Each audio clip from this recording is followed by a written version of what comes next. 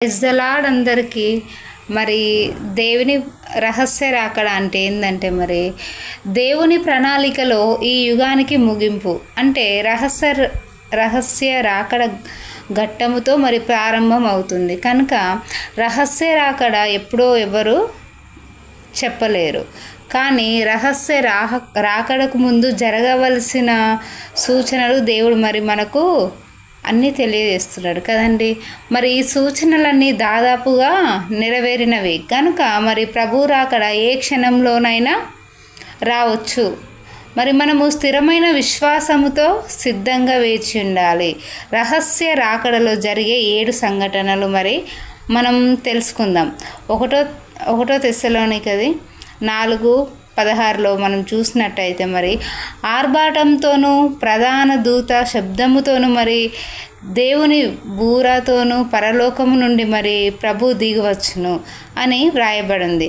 మరి 4:17 వచనంలో చివరి భాగంలో ఏముంటుందంటే ఆకాశ మండలమునకు మేఘముల మీద అని వ్రాయబడి ఉంది. మరి క్రీస్తు ప్రభు రహస్య రాకడలో పరలోకము నుండి మధ్యాకాశమునకు దిగి వస్తారు, అంతే కదండి. మరి అనగా 3వ ఆకాశము నుండి 2వ ఆకాశమునకు దిగి వస్తారు. తన వధూ సంఘమును తీసుకొని వెళ్ళుటకు ఆయన మధ్యాకాశమునకు వస్తారు. మరి లూకా సువార్త మరి 17:24 ఏముంటుందంటే ఆకాశము క్రింద ఒక దిక్కు నుండి మెరుపు మెరిసి ఆకాశము క్రింద మరి ఒక దిక్కునకి ఎలాగూ ప్రకాశించునో అలాగున మరి మనుష్య కుమారుడు తన దినమున ఉండును అని చెప్పబడింది. అనగా ప్రభు రాకడ మెరుపు మెరిసినట్లుగానే ఒక్క క్షణంలోనే మరి వస్తుంది, ఒక రెప్పపాటులో జరిగిపోతుంది.